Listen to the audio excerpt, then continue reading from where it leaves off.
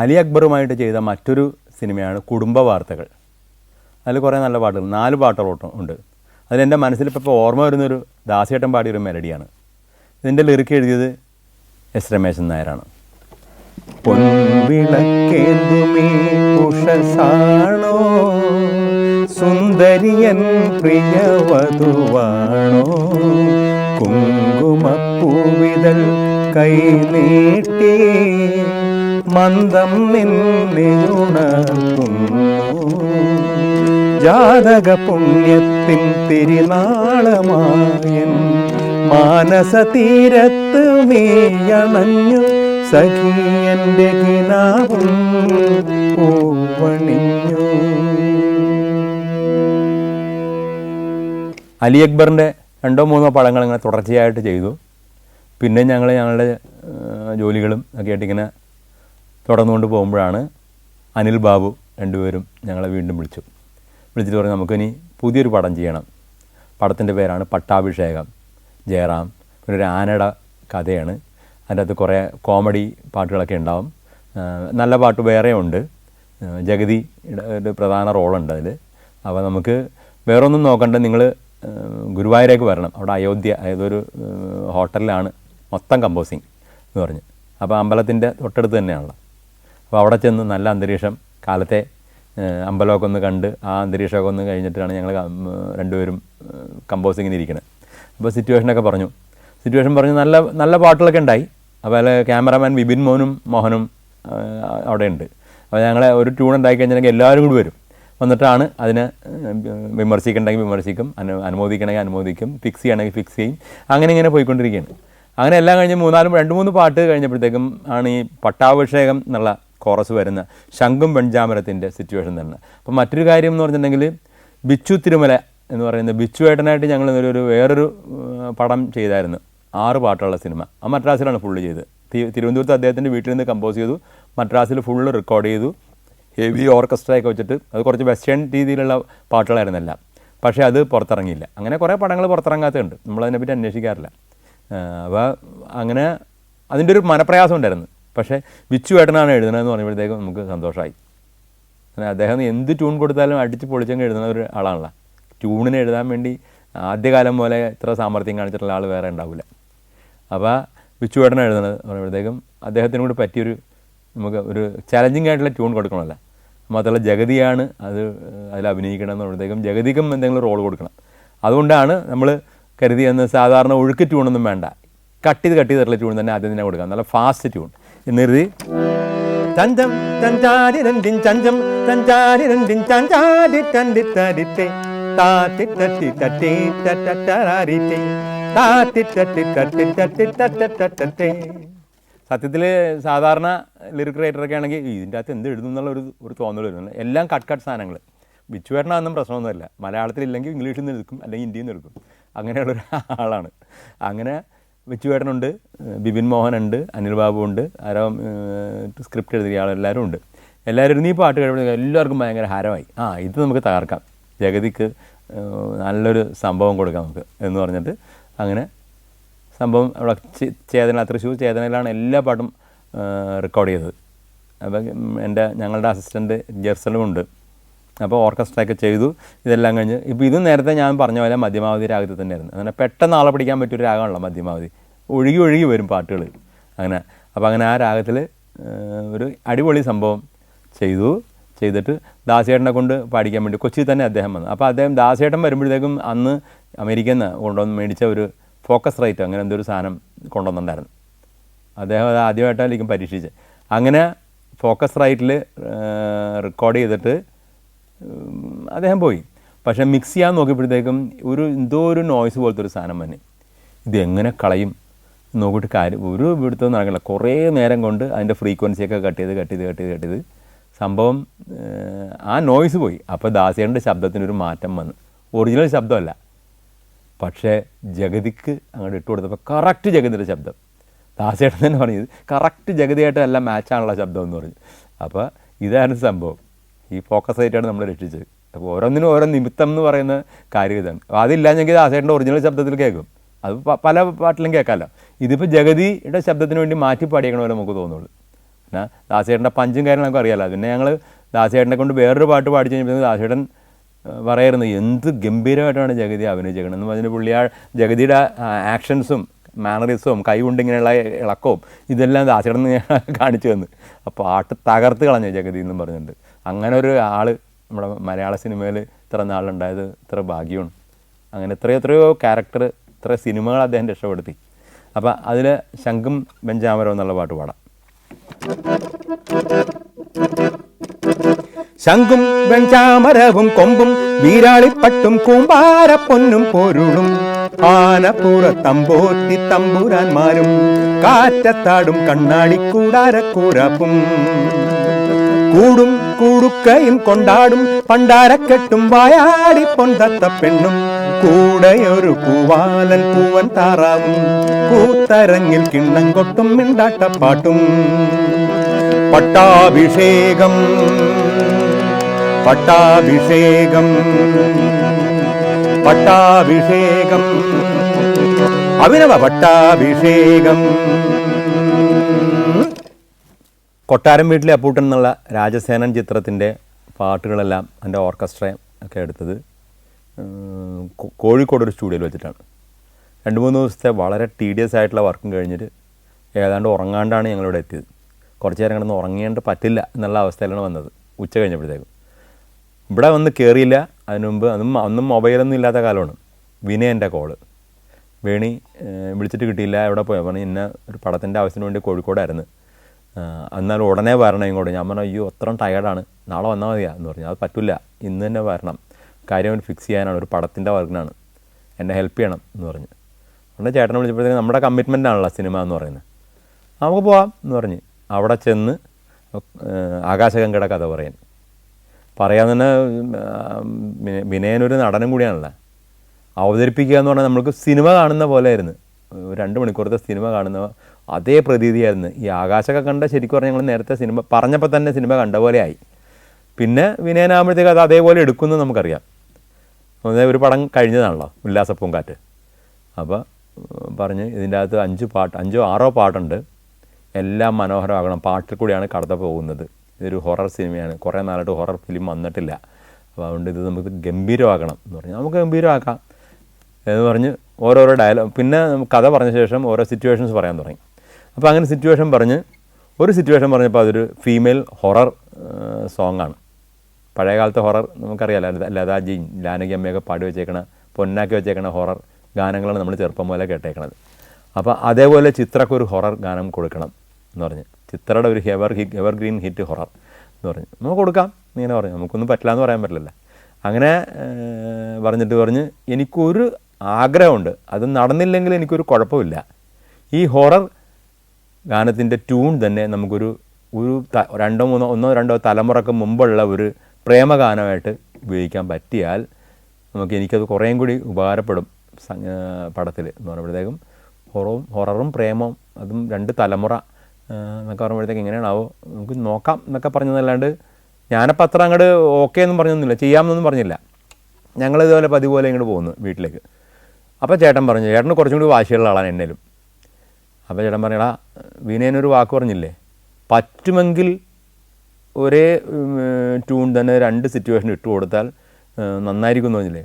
പറ്റുമെങ്കിൽ എന്നുള്ളൊരു വാക്ക് വേണ്ട, നമുക്ക് പറ്റും, അതിനുവേണ്ടി പരിശ്രമിച്ചാൽ കിട്ടും എന്ന് പറഞ്ഞു. നമുക്ക് അങ്ങനെ ഒരു ട്യൂൺ നമുക്ക് നോക്കാം, തപ്പി നോക്കാം, കിട്ടാതിരിക്കില്ല എന്ന് പറഞ്ഞു. അങ്ങനെ ഞങ്ങൾ അധികം നേരമൊന്നും എടുത്തില്ല, അങ്ങനെ കിട്ടിയിട്ട് ഗുണം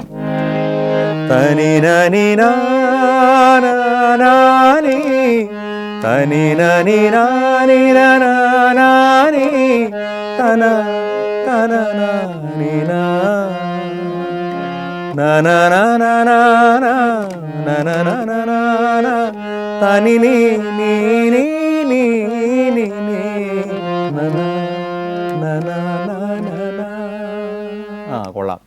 ഇത് തന്നെ നമ്മളൊരു പിച്ചിറക്കി റൊമാൻറ്റിക് സ്റ്റൈലിൽ പാടിയപ്പോൾ അതും ഓക്കെ. വിനയനെ കേൾപ്പിച്ചപ്പോൾ വിനയൻ ഭയങ്കര ഹാപ്പി. പിന്നെ രമേശൻ നായർ ഇത് കേൾക്കുമ്പോൾ തന്നെ അപ്പം തന്നെ എഴുതുമല്ല. രമേശൻ നായരോടും പറഞ്ഞ് എനിക്ക് വേണ്ടത് ഈ 2 സിറ്റുവേഷനും ഒറ്റ ലിറിക്കാണ്, 2 തലമുറയിൽ 2 ആൾക്കാർ പാടണമാണ്, പക്ഷേ എനിക്ക് ഒറ്റ ലിറിക്ക് മതി, ഒറ്റ ട്യൂൺ പോലെ ഒറ്റ, അതുപോലെ തന്നെ രമേശൻ നായർ കൃത്യമായിട്ട് എഴുതുന്നു. അത് ഞാനീ പാടിയ ട്യൂൺ ചിത്ര മദ്രാസിൽ പാടി പകുതി പാടി കഴിഞ്ഞപ്പോഴത്തേക്കും ചിത്രമൊക്കെ തോന്നി ഈ പാട്ട് ഇങ്ങനെ പാടിയാൽ പോരാ, മറ്റേ ഇതിൽ പാടിയ പോലെ എന്താണ് ആദ്യത്തെ നമ്മുടെ പൂനിലാമഴ എനിക്കൊന്നും കൂടി പാടണമെന്ന് പറഞ്ഞു പോലെ ചിത്ര പകുതിയായപ്പോൾ പറഞ്ഞ് ഇനി ഞാൻ ഈ പാടിക്കഴിഞ്ഞാൽ ഇത്രയും പെർഫെക്ഷൻ കിട്ടും തോന്നണില്ല. നമുക്കത് ഓക്കെയാണ്, ചിത്ര എന്ത് പാടിയാലും നമ്മളെ സംബന്ധിച്ചോളം ഓക്കെയാണ്. ഇതിൽ പറഞ്ഞ് ഞാനത് വേറൊരു ദിവസം പാടാം എന്ന് പറഞ്ഞു. ഞാൻ പറഞ്ഞു ഞങ്ങൾക്ക് ഇന്ന് വൈകുന്നേരം എറണാകുളത്തേക്ക് പോയാൽ പിന്നെ കണ്ടിന്യൂസ് ജോലിയാണ് അവിടെ, അപ്പോൾ അതിൻ്റെ ഇടയ്ക്ക് സമയം കിട്ടുള്ളൂ, നിങ്ങൾക്ക് ഇനി എന്നാണ് ഒഴിവുള്ളത് എന്ന് പറഞ്ഞു. ഞാൻ പറഞ്ഞ് ഇത്രാം തീയതി ഓക്കെ, ആ സമയത്ത് ഞാൻ വരാം എന്ന് പറഞ്ഞാൽ അവർ അവരുടെ ജോലിയൊക്കെ മാറ്റി വെച്ചിട്ടുണ്ടാവും. എന്നിട്ട് ആ സമയം നോക്കി എറണാകുളത്ത് വന്ന് എറണാകുളത്തുള്ളൊരു സ്റ്റുഡിയോയിലാണ് ബാക്കി രണ്ടാമത്തെ ചരണം ലാസ്റ്റ് പല്ലവിയും പാടിയത്. പക്ഷേ കേട്ട് കഴിഞ്ഞിട്ടുണ്ടെങ്കിൽ ആർക്കും ഒരു വ്യത്യാസം തോന്നുന്നില്ല, രണ്ട് സ്റ്റുഡിയോയിൽ പാടി രണ്ട് സമയത്ത് പാടിയാണെന്ന് തോന്നുന്നില്ല, ഒറ്റയടിക്ക് പാടിയതായിട്ട് തോന്നുള്ളൂ. അതൊക്കെയാണ് അവരുടെ വാനമ്പാടിയെന്ന് വെറുതെ വിളിക്കണമല്ല. അപ്പോൾ അതൊക്കെ നമുക്ക് കിട്ടിയ വലിയൊരു സമ്പത്ത് തന്നെയാണ് ചിത്രയും ദാസിയേട്ടനും ഇതേപോലെയുള്ള പാട്ടുകാരെല്ലാവരും. Malaysia, Thailand, Tanzania, China. Sancharam volume number 12 full HD-യിലുള്ള ഈ അപൂർവ ദൃശ്യയാത്രാ വിവരണ ശേഖരം സ്വന്തമാക്കാൻ 99954422 എന്ന നമ്പറിലേക്ക് സഞ്ചാരം എന്ന് SMS ചെയ്യൂ. അപ്പോൾ നമുക്ക് പുതുമഴയായി പാടാം. ഇതിൻ്റെ മറ്റൊരു കാര്യം എന്ന് പറഞ്ഞാൽ ഇത് ഞങ്ങളുടെ പതിവ് ജെർസൺ ആന്റണി ആയിരുന്നില്ല അസിസ്റ്റ് ചെയ്തത്. അന്തരിച്ച പ്രശസ്ത വയലിനിസ്റ്റായിരുന്ന, അത് എൻ്റെ മകളെ വയലും പഠിപ്പിച്ചിട്ടുള്ള രാജേന്ദ്രൻ, അദ്ദേഹം ഇതുപോലൊരു വേറൊരു മഹാനായിരുന്നു. ഇത് കേട്ടപ്പോൾ തന്നെ ഞങ്ങൾ 2-3 പടങ്ങൾ അദ്ദേഹം അസിസ്റ്റ് ചെയ്തിട്ടുണ്ട്. ഇത് വെറുതെ നമ്മൾ പാടിക്കൊണ്ടിരിക്കുമ്പോൾ തന്നെ അദ്ദേഹം എൻ്റെ BGMs ഒക്കെ നോട്ട്സ് എഴുതി കഴിഞ്ഞിട്ടുണ്ടാവും. പിന്നെ അയാൾക്ക് ഒരു സംശയമില്ല, പിന്നെ അങ്ങോട്ട് കൊടുക്കുക, വായിക്കുക, ഇതാണ്. ഇളയരാജയ്ക്കാണ് അങ്ങനെയൊക്കെ ചെയ്യണമെന്ന് ഞാൻ പറഞ്ഞു കേട്ടിട്ടുണ്ട്. അത്ര പെർഫെക്റ്റ് മ്യൂസീഷ്യൻസ് നമുക്കുണ്ട്. ഓക്കെ. പുതുമഴയായി വന്നു നീ, പുളകം കൊണ്ട് പൊതിഞ്ഞു നീ, ഒരേ മനസ്സായി ഉടലറിയാതെ ഉയരറിയാതെ അണയൂ നീ എൻ ജീവനായി വരൂ നിശാഗീതമായി ലലാ ലലാ ലലാ. ഇതിൻ്റെ ഒരു പ്രത്യേകത എന്ന് പറഞ്ഞാൽ ഞങ്ങൾ ചിത്രയോട് ഇങ്ങനെ ഇതൊരു റൊമാൻറ്റിക് വേർഷൻ വേറെ ദാസിയേട്ടൻ പാടണമെന്ന് ചിത്രയോട് പറഞ്ഞില്ല. ദാസിയേട്ടനോട് ഇതിൻ്റെ ഒരു ഹൊറർ വേർഷൻ ഉണ്ടെന്ന് ദാസിയേട്ടനോട് പറഞ്ഞില്ല. അവരതൊരു ഫ്രഷ് റൊമാൻറ്റിക് സോങ്, മറ്റേത് ഫ്രഷ് ഹൊറർ സോങ്. അത് കഴിയുമ്പോഴാണ് അവർക്ക് മനസ്സിലാവുന്നത് ഇതിൻ്റെ അകത്ത് വേറൊരു വേർഷൻ ഉണ്ടായിരുന്നത്. അങ്ങോട്ടൊരു ചായ വേണ്ട എന്ന് കരുതിയാണ് ഞാൻ മനഃപൂർവ്വം പറയാതിരുന്നത്. ഇങ്ങനെ ആകാശഗംഗയിലെ 2-3-4 പാട്ടുകൾ വിനയനെ കേൾപ്പിച്ചു. രമേശൻ നായർ കൂടെ തന്നെ ഉണ്ട്, സ്ക്രിപ്റ്റ് റൈറ്ററൊക്കെ ഉണ്ട്. അപ്പോൾ വിനയൻ പറഞ്ഞ് പെട്ടെന്ന് എനിക്കൊരു സിറ്റുവേഷൻ തോന്നി എന്ന് പറഞ്ഞിട്ടാണ് വൈകാശ തിങ്കളിറങ്ങും എന്നുള്ളതിൻ്റെ ഒരു സിറ്റുവേഷൻ പറയണത്. നിങ്ങളതിൻ്റെ വീട്ടിൽ പോയിരുന്ന് ചെയ്തിട്ട് നമുക്ക് പിന്നൊരു ദിവസം ഇരിക്കാമെന്ന് പറഞ്ഞു. അപ്പോൾ പെട്ടെന്ന് ചേട്ടനൊരു ട്യൂൺ തോന്നി. അത് ഏത് രാഗമാണെന്നും ചേട്ടൻ അറിയാൻ പാടില്ല, പക്ഷേ അത് പഹാഡിയായിരുന്നു. മനസ്സിലുള്ള രാഗമുള്ളതല്ല, നമ്മുടെ ഇന്ത്യയുടെ സമ്പത്താണ് ഈ രാഗങ്ങളെല്ലാം. അങ്ങനെ ചെയ്തൊരു ട്യൂണാണ്, അത് ദാസിയേട്ടൻ തന്നെ പാടിയതാണ്. വൈകാശി തിങ്കളിറങ്ങും വൈഡൂര്യക്കടവിൽ കുളിച്ചെത്തിയില്ലേ ഇനീറൻ മാറിക്കൂടെ പോരും, മുഴുക്കാപ്പ് ചാർത്തി നിന്നെ ദേവീ ശില്പമായൊരുക്കാൻ ഞാൻ.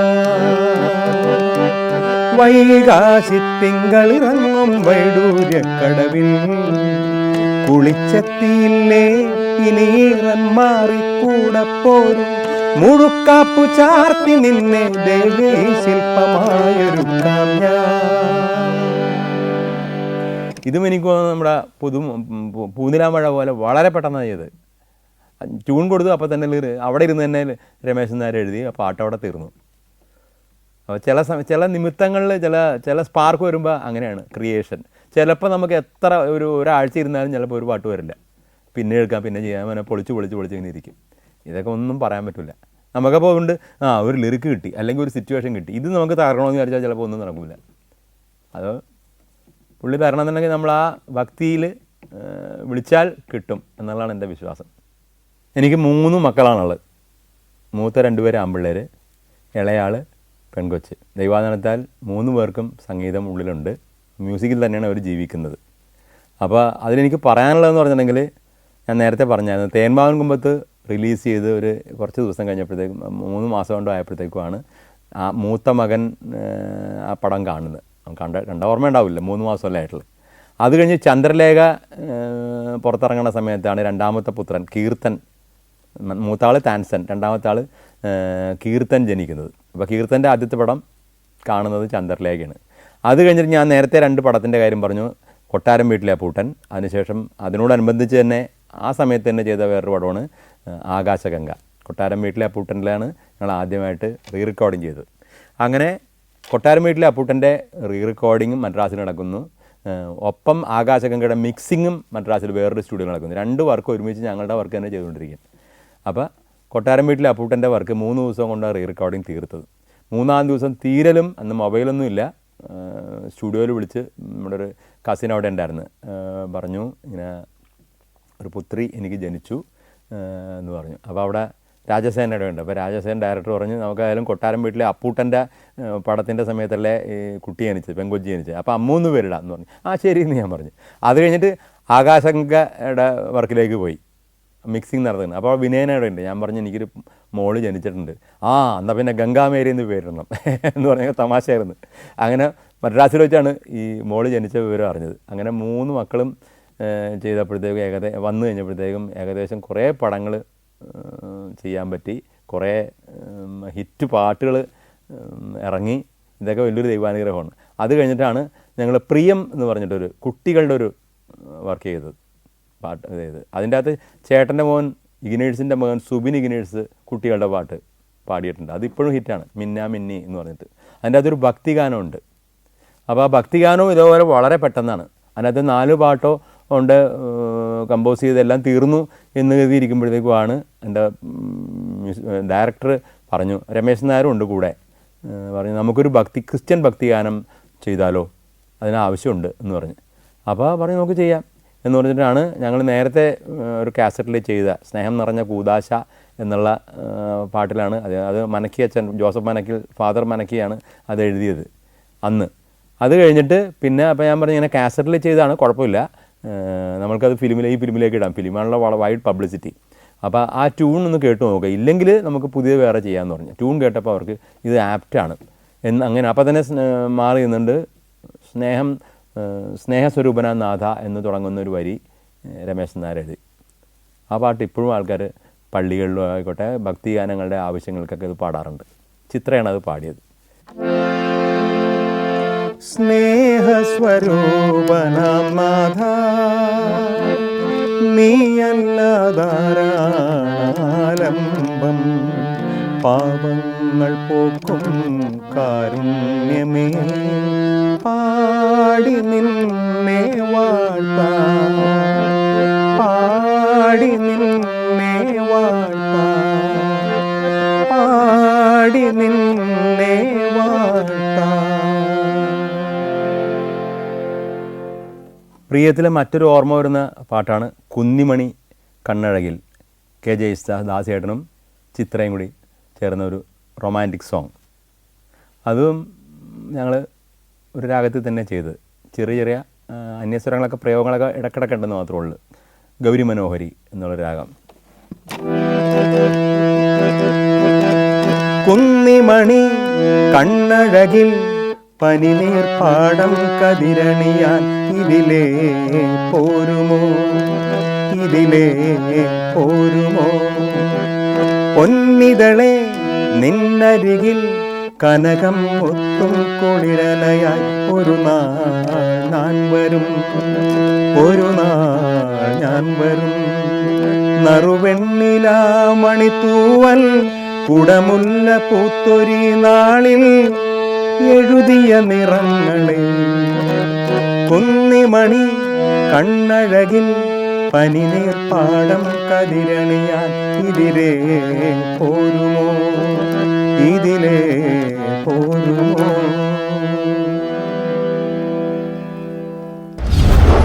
അങ്ങനെ മുമ്പായിക്ക് അതിൻ്റെ കൂടി എല്ലാ കാര്യങ്ങളും പറഞ്ഞു ഒരു ഗസൽ പാടുമ്പോൾ ഇത് ആരാണ് ഇത് കമ്പോസ് ചെയ്തത്, ആരാണ് ഇത് പാടി പോപ്പുലറാക്കിയത്, ആരാണ് ഇതിൻ്റെ രചന വളരെ പ്രാധാന്യമാണ്. കാര്യം എന്ന് വെച്ചിട്ടുണ്ടെങ്കിൽ എനിക്ക് ആദ്യമൊന്നും അറിയാൻ പാടില്ല. ഞാനങ്ങനെ ബൈക്കിടെ കൂടെ ഇങ്ങനെ വായിച്ചുകൊണ്ടിരിക്കുമ്പോഴത്തേക്കും ഒരു അവസരം കിട്ടി. സാക്ഷാൽ ഗുലാം അലി സാബ്, ഇന്ന് ജീവിച്ചിരിക്കുന്ന ഏറ്റവും വലിയ ഗസൽ സാമ്രാട്ട്, അദ്ദേഹം എറണാകുളത്ത് വന്നു.